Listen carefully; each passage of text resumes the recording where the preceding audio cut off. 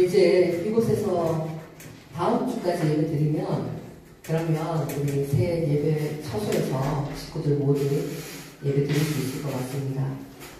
어떻게 보면 우리 교회가 행사가 좀 많다면 좀 많습니다. 좀 일이 많기도 하고, 뭐 체육회도 있죠.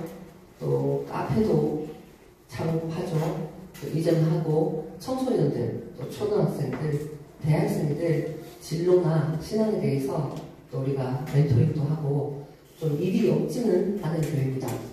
그렇지만 우리가 무엇을 하더라도 예수를 믿고 따르기 위해서 하는 것입니다. 자, 그렇다면 여러분, 예수를 믿고 따른다는 것은 무엇일까요? 오늘 본문에 세 사람이 등장을 합니다. 이 세 사람 중에 예수를 정말 믿고 따르는 것은 어떤 의미인지 본문을 통해서 같이 의미를 한번 되새겨 보시면 좋겠습니다. 먼저 첫 번째 사람, 어떤 사람이 나오죠? 이 어떤 사람은 예수님에 대해서 어디로 가시든지 따르겠다, 이렇게 표현합니다. 대단한 고백입니다. 어디로 가더라도 따르겠다는 거예요. 자, 다른 복음서에는 이 처음 등장한 어떤 사람을 서기관이다, 이렇게 표현하고 있습니다. 서기관은 당시에는 엘리트입니다. 하나님의 말씀에 대해서 한마디로 달통한 지식인입니다. 어찌 보면 예수님의 제자들이 늘 좌충우돌하고, 그리고 예수님이 하시는 말씀을 잘 못 알아듣고, 자, 그래서 제자들이 좀 한마디로 많이 어리석은 데에 반해서 이 서기관은 탁월한 사람이에요. 아주 스마트하고 똑똑한 사람입니다. 자, 이런 사람이 당신이 어디든 가서 따르겠다 하면 아마 대환영을 해야 될 건데, 그런데 예수님이 뭐라고 말씀하시냐면, 여우도 굴이 있고 공중에 나는 새도 둥지가 있지만 인자는 머리 둘 곳이 없다. 그러니까 예수님의 머리 둘만한 그런 상태가 아니다. 자, 이런 말씀을 하고 있습니다. 자, 지금 여기에서 서기관이 말하고 있는 어디로 가시든지 따르겠다 하는 것은 쉽게 말하면 공간적으로 충실하게 따라가는 것입니다. 그러니까 예수님이 만약에 예루살렘으로 가시면 나도 예루살렘으로 가고, 예수님이 만약에 사마리아로 가시면 나도 공간적으로 사마리아에 밀착해서 따라가겠다, 이런 겁니다. 자, 그런데 이런 따름, 이런 믿음과 따름에는 한계가 있습니다. 그래서 예수님이 머리 둘 곳이 없다고 말씀을 하신 겁니다. 자, 우리가 예수님과 또 예수님이 닮은 제자들과 한 공간에 함께 하는 것도 중요합니다. 그들이 체육대회에 가면 체육대회에 따라가고, 또 어디 서쪽으로 가면 서쪽으로 따라가고, 또 예수님의 행적을 성지순례로라도 예수님이 겟세마네 혹은 골고다로 가셨다 하면 우리도 따라가는 것도 중요합니다. 그런데 이렇게 따르는 이유는, 내가 간다, 온다, 이런 따르는 이유는 그저 잘 따라다니기 위해서 따르는가? 그건 아니라는 겁니다. 우리가 예수님을 공간적으로 성지순례로라도 따라가는 것은 예수님이 머리를 둘만한 사람이 되기 위해서 예수님을 따르는 것입니다. 그러니까 예수님의 머리를 둔다는 것은 예수님의 의, 예수님의 생각, 예수님의 의로움과 함께하는 사람이 될 때 진짜 예수님을 따라가는 사람이 될 겁니다. 자, 그래서 지금 따르라, 나는 예수님을 믿고 따른다, 이렇게 할 때 그저 장소만 따라다닌다, 공간적으로만 따라다닌다 뿐만 아니라 예수님을 따라 행동만 모방하는 경우도 있어요. 그러니까 예를 들어서 예수님이 소경에 눈을 띄워줬다, 이러면 나도 안과 의사가 되어서 대한 수술을 여러 명 해줘야 되겠다. 예수님이 안전뱅이를 일으키셨다, 이러면 나도 뭔가 정형외과 의사가 되어서 그렇게 해야 되겠다. 의료 선교를 해야 되겠다. 좋습니다. 그런데 이 의료 선교도 의료가 목적은 아닙니다. 선교가 목적이죠. 그래서 하나님 나라의 복음을 전하는 목적 때문에 내가 할 수 있는 귀한 달란트를 사용하는 거죠. 자, 그런 것처럼 제가 얼마 전에 한번 기사를 읽었는데 어이가 없더라고요. 어떤 여성이 소년 때부터 어떤 유명 연예인을 너무 좋아하는 거예요. 그래서 광팬이 돼가지고 그 연예인이 다니는 데는 해외 공연이 있다. 해외 따라가고 뭐 그 사람이 어떤 복장을 했다. 그 복장 그대로 따라하고 막 그러다가 결국은 그렇게 따르다가 그 유명 연예인 닮은 사람에게 전 재산을 다 줬대요. 자기 남편이 있는데도. 그게 지금 뉴스에 났더라고요. 그러니까 이런 마치 예수님에 대해서 내가 팬심으로 내가 너무 좋아하니까 그래서 열광적으로 예수님이 하는 모든 공간을 내가 추모하듯이 따라다니고 예수님이 하셨던 모든 행동을 모방하듯이 따라가는 것, 이거는 진정한 따름이 아니라는 겁니다. 우리가 그렇습니다. 예수께서 심령이 가난하고 의에 줄이고 목마른 자를 돌아보셨다 할 때 그저 가난하기만 하면 내가 그 사람 앞에 약자가 되어야 된다. 교회는 가난한 사람을 돕도록 당신들의 이 스승이 가르치지 않았냐? 이러면 왠지 교회가 주눅들고, 자, 그렇게 하는 경우도 있지만 이 가난함도 여러분 다시 한번 정리하자면 이건 그저 육신의 경제적 가난함만을 이야기하는 게 아닙니다. 내 안에 의의 가난함이에요. 내게 의로움이 없구나. 내가 주장하는 것은 방법일 뿐이지 절대적인 의가 될 수 없다. 이게 가난한 심령이에요. 그리고 병들었다 하더라도 내가 육신은 비록 좀 건강하더라도 내 마음이 병들었구나. 내 생각이 건강하지 않구나. 내 심령이 병들었음을 고백해야 예수님의 친구가 되었다는 겁니다. 자, 그러므로 우리가 믿고 따르는 주님, 그분을 그저 장소만, 공간만, 아니면 그분이 하셨던 행동만 모방하고 따르는 것은 결국 주님이 인자가 머리 둘 곳이 없다.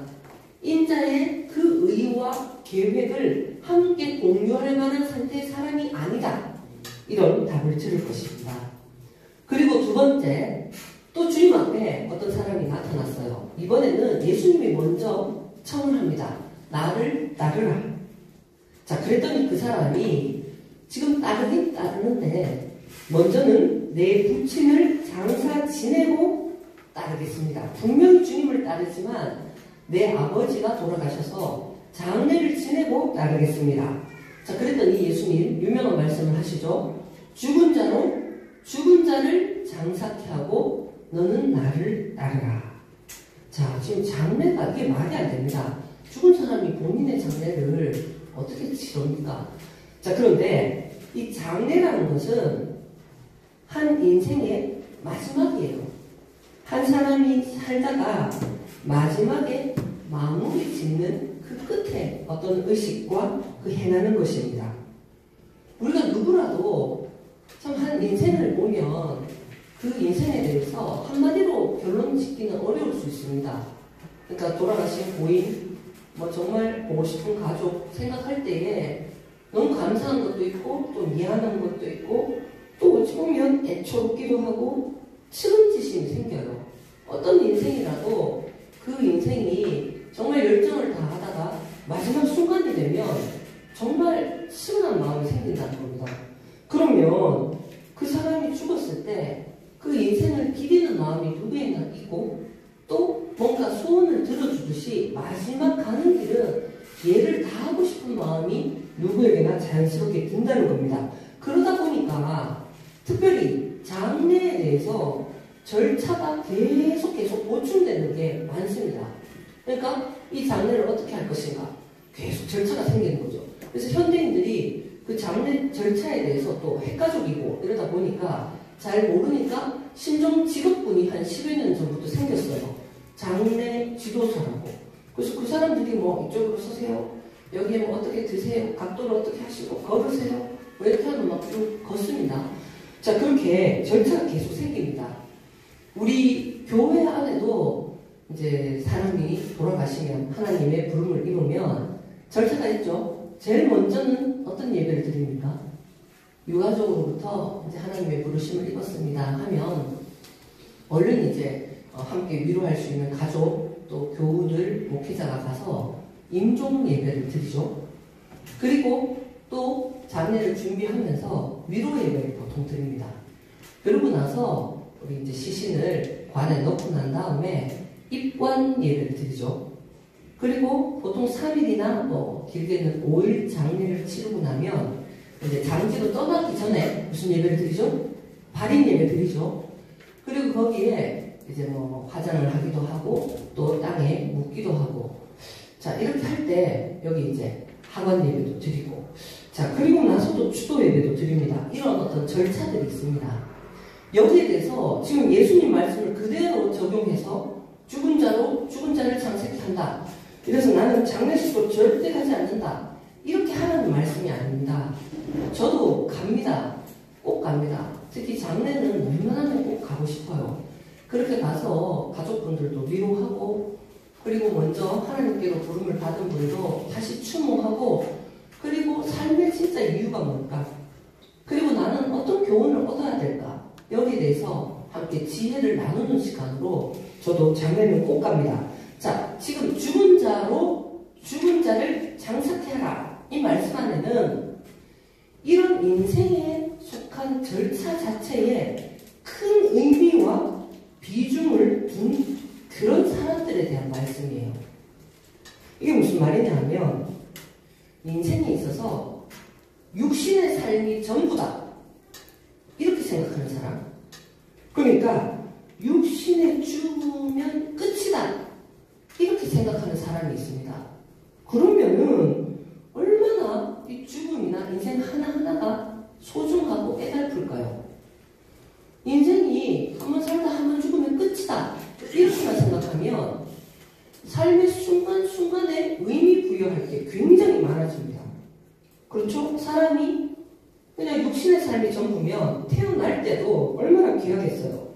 그런데 내가 그 100일과 돌 때 내가 너무 바쁘고 여력이 안 돼서 아이를 잘 못 챙겨준 부모는 두고두고 마음에 그게 막 생기는 거예요. 야, 그때 내가 힘들어서 애한테 제대로 사진도 뭐 제대로 못 찍고 뭐 어떤 퍼포먼스를 못 했구나.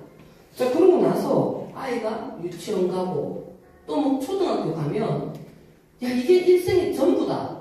그냥 육신으로 보이는 삶이 전부다 생각하면 또 막 거기에 의미 부여가 됩니다. 야, 다른 집에는 이 초등학교 들어가기 전에 영어 유치원 다 보냈는데 내가 그때 너무 형편이 좀 어려서 못 보내고 국제학교 보냈는데 우리 애는 거기에서 들떨어지고 부모로서 또 말하면 막 주눅 들고 미안하고 그리고 아이가 또 초등학교 입학해서 첫 학교면 야 애가 처음으로 학교 가는데 가방 여러분 그 아이들 패딩 그 명품 있는 거 아십니까? 백화점에 그게 동이 난대요. 그쪽 학교에 그거 안 입히면 아이들 사이에서 자꾸 말이 나가지고 부모가 불필요한 소비를 하는 이유가 뭐냐면 아이고 그래도 하나뿐인 초등학교 생활인데 이렇게 생각하는 거예요. 근데 끝나고 나면 또 중학교 들어가죠. 야 인생에 가장 예민한 한 번뿐인 사춘기인데 또 이렇게 들어가면 애가 또 예민해 있으면 부모들이 조용히 해라. 애가 지금 한 번뿐인 사춘기야. 뭐 이렇게 하고 또 이제 결혼하죠. 그러면 인생에 한 번뿐인 결혼인데 사진 촬영부터 해가지고 또 온갖 거 그리고 한 번뿐인 이 신혼여행인데 늘 거기에 소중하게 의미 부여를 왜냐하면 육신으로 살고 육신으로 죽는 게 전부니까 매 순간이 다 기억에 남겨야 될 그런 어떤 행사인 거예요. 그러다 보니까 절차가 진짜 많아지고 안 중요한 게 없고 다 해줘야 됩니다. 그러니까 예수님이 여기에 대해서 지금 뭐 인생에 정도 없어야 되고 뭐 그냥 뭐 경조사에 대해서는 그저 무시해라 이게 아니라 이것 자체를 삶의 의미와 소중함으로 여기는 사람은 그렇게 살면 된다는 거예요. 죽은 자를 장사케 해라. 왜? 예수님은 부활이요 생명이시기 때문이에요. 하나님이 보실 때 뭐가 살아있는 건가 했을 때 하나님이 인생을 지금 목적이 살아있어야 살아있는 겁니다. 하나님 보실 때 죽은 거는 전혀 움직이지 않을 때 육신 활발하다 해도 죽은 거예요. 자, 그러니까 인생살이의 여러 그냥 지나가는 살다 보니까 오는 형태들, 또 여러 절차들, 그것에 집중하고 집착하고 그것이 어떻게 될까봐 걱정하고 그것으로 늘 회환을 가지고 그것이 삶의 기준이 되는 자체가 이미 하나님 보시기에는 죽은 상태예요. 뭐 그런 얘기 있습니다. 내가 죽으면 화장을 하면 어떡하냐. 아유 뭐 죽었는데 뭐 화장하면 뭐 두려우시냐. 아니 그게 아니라 하나님이 나중에 성경에 보면 우리가 죽고 나서 부활 때에 하나님이 이제 천군 천사 나팔 소리가 들리면 전부 죽은 자들이 일어나서 이 몸이 다 살아나야 되는데 이거 다 타버리고 잿가루가 되면 이거 어떡하나 그런 생각을 합니다. 그런데 여러분 최소한 우리가 믿는 하나님이 전지전능하신 분이라면 창조주시라면 그걸 믿는다면 내가 뭐 가루가 되든 뭐 어떤 형태로 있든 하나님이 그걸 헷갈려가지고 못 찾아내시고 이거 걱정 안 하셔도 될 것 같아요. 하나님 원하시는 형태로 분명히 그런 때로 우리를 부르실 겁니다. 맡기시면 됩니다. 그런 것 자체가 늘 내 마음에 부담으로 남고 그게 늘 내 발목을 잡고 걸거적거리고 그렇게 행할 바를 못하면 안 된다는 얘기입니다. 자, 끝으로 우리가 믿고 따르는 예수님, 정말 우리의 신앙이 뭘까? 도대체 나는 그래도 일반 사회인이 아니라 구분되어진 삶을 살기를 원하고 이 시간도 구분해서 여기에 모여서 예배를 같이 드리는 주님을 믿고 따르는 우리는 뭘까? 했을 때 지금 세 번째 사람이 이렇게 표현합니다. 나로 내 가족과 작별하게 하옵소서. 그러니까 주님 따르는데 집에 가서 적절하게 다 이해시키고 그 사람에게 다 감정도 다 그 사람 서운한 거 또 그 사람 불안한 거 두려운 거 다 어찌 보면 내가 해명하고 설득하고 와해하고 그러고 오겠다. 괜찮지 않습니까? 요즘 소통을 강조하는 공감을 강조하는 사회인데 어찌 보면 굉장히 현대적인 사고를 가진 사람입니다. 그런데 주님이 또 뭐라고 말씀하시느냐. 손에 쟁기를 잡고 뒤돌아보는 사람이라는 거예요. 쟁기라는 것은 농사 짓는 기구죠. 소나 말. 그러니까 힘은 소나 말이 씁니다. 그러면 이 쟁기를 딱 걸어서 사람이 그 뒤에서 적당한 깊이와 각도로 그리고 방향을 조정해주면 소말이 땅을 이제 기경하는 거죠. 농사 짓는데. 그때 정말 쟁기를 잡은 사람의 가장 중요한 것은 무엇인가? 전방주시예요. 전방주시. 정확하게 가야 될 곳을 내가 직시하는 것. 방향을 잘 잡아야 됩니다. 그런데 쟁기를 잡고 있는데 쟁기 잡은 사람이 자꾸 엉뚱한 데를 돌아보고 뒤를 돌아보고 힘을 자꾸 쓴다. 쟁기 잡은 사람은 힘을 그렇게 많이 안 써도 됩니다. 이 쟁기만 땅에 잘 꽂히는 정도만 조정하면 돼요. 그런데 쟁기를 잡은 사람의 가장 중요한 역할은 방향입니다. 방향. 이걸 보고 우리 뒤를 돌아보는 순간 어떻게 되냐면 나는 똑바로 간다고 생각했는데 내 방향에서 이미 벗어나는 거예요. 그러면 소나 말이 시컷 농사 짓더라도 아니 그거 다 빌려와서 농사 짓더라도 지금 전혀 방향성이 맞지 않은 그런 결과를 초래할 수밖에 없다는 겁니다. 여러분 그렇습니다. 정말 하나님 나라에 대해서 이야기하고 하나님 나라를 누리자고 이야기하고 정말 예수 그리스도가 우리에게 어떤 분인지를 나누고 복음이 복된 소식이 되고 그 소식으로 인해서 내가 설레고 정말 감격하고 감동하고 그것으로 인해서 전하고 싶고 나누고 싶고 당신에게 기대하는 바가 생기고 나도 그것으로 위로받고 큰 힘을 얻고 하나님이 그것 때문에 우리의 모든 과오를 덮어주시고 서로 간에 사랑하고 화평할 수 있는 이게 복음이에요. 복음에 대해서 정말 우리가 나누고 이 복음이 복음 되게 교회가 교회되고 하나님 나라가 지금 살아있는 우리 가운데 펼쳐지기를 독려하고 거기에 대해서 요청하고 함께 하자고 하면 만약에 학생이다. 가장 좋은 명분이 뭘까요? 공부 좀 해야 됩니다. 공부하면 단단해집니다, 학생들이. 모르겠어요. 집에서는 공부한다 하면 부모님이 일단은 야 그냥 뭐 의리돼가지고 쟤 공부한대 뭐 이렇게 살아왔는지 모르겠습니다. 물론 공부 중요합니다. 자, 공부 좀 해두고 교회 생활한다는 거예요. 절대 교회를 떠나진 않는다. 하나님이 내게 주신 은혜도 압니다. 그렇지만 지금 공부 좀 해두고 만약에 상인이다. 그러면 장사 좀 해두고 내가 오히려 잘 되면 교회를 위해서 쓰겠다 그래요. 꼭 그래요. 그러니까 돈 좀 벌어두고 내 신앙생활 하겠습니다. 그러니까 단서를 꼭 붙이는 거예요. 근데 분명히 예수님 따릅니다. 정말 하나님 따릅니다. 그렇지만 이것 자체가 쟁기를 잡고 뒤를 돌아보는 것이라는 거예요. 아, 우리 진짜 식구 여러분, 우리 공부하는 정말 이유가 뭘까요? 뭐 단순하게는 그냥 시험 쳐야 되니까 공부하죠. 돈 벌어야 되니까 공부하죠. 뭐 이러는데 우리가 궁극적인 이유가 있습니다. 돈을 버는데도 심지어 우리가 결혼해야 되는데도 결혼해야 되는 이유가 그저 결혼하기 위해서라면 다시 생각하시기 바랍니다. 애도 낳고 좋습니다. 그런데 육아는 왜 해야 되나요? 좀 더 근원적으로 내가 왜 사람과 관계를 맺고 사회생활을 하고 내가 왜 살아야 되나요? 예수 그리스도 닮은 사람이 되어서 하나님께 영광 돌리기 위해서 사는 겁니다. 사람은. 다른 모든 것은 이 목적을 위한 방법입니다. 예수 그리스도를 따라가고 하나님께 내 자신을 산제사로 드리고 하나님 안에서 참 만족과 화평을 누리는 것, 이게 인생의 목적입니다. 만약에 내가 이 목적을 갖고 있어도 내가 아무리 둘러봐도 지금 예수님을 따라가는 게 안 보인다. 내 앞에 그리스도가 안 계신다. 그러면 일단 돈벌이라도 열심히 하시고 일상생활을 충실하게 하시는 것도 중요합니다. 그런데 지금 주님이 내 앞에 계신다. 주님 지금 따라오라는 주님의 말씀이 내 귀에 들린다. 나를 따르라. 그런데 내 삶의 수단을 먼저 좀 챙겨놓고 따르겠습니다. 이건 뒷걸음질 치는 거예요. 이거 안 따르겠다는 겁니다.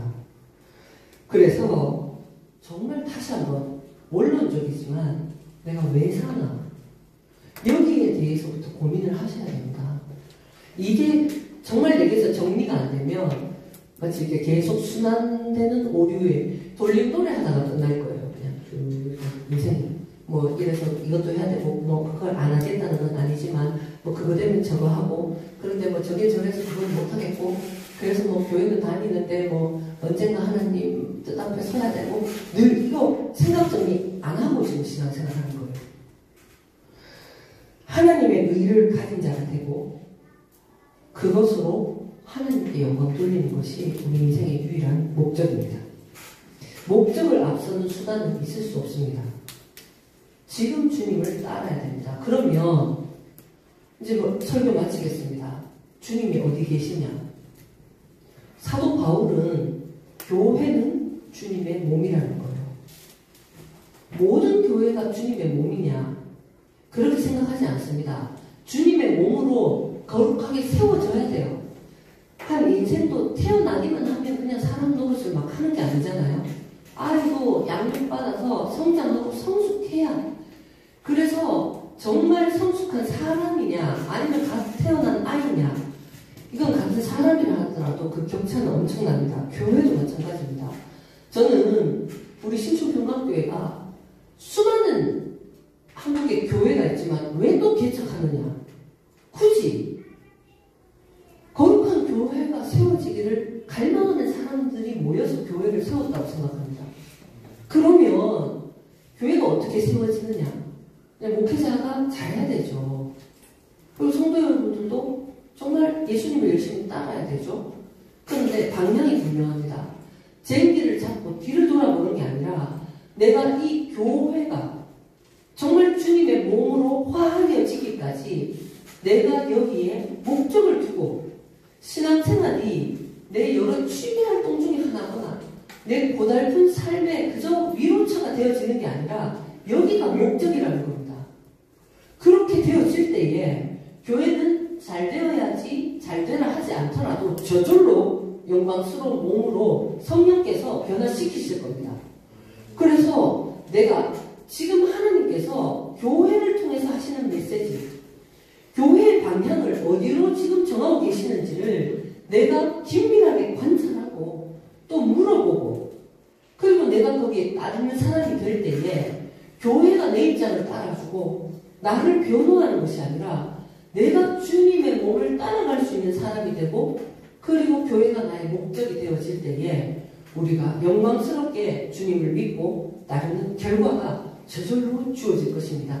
이 말씀을 늘 묵상하시면서 정말 쟁기를 잡고 뒤를 돌아보는 것이 아니라 내 인생의 목적과 그리고 방향과 내가 무엇을 우선시해야 되고 무엇이 앞인지 이 전후 관계, 이것을 내가 명확하게 정리하고 말씀 안에서 늘 기도함으로 인하여 교회와 함께 믿고 나아가고 교회의 영광이 나의 만족이 되는, 교회의 기쁨이 저절로 내 즐거움이 되는 우리 신촌평강교회 모든 교우들 되시기를 축원드립니다.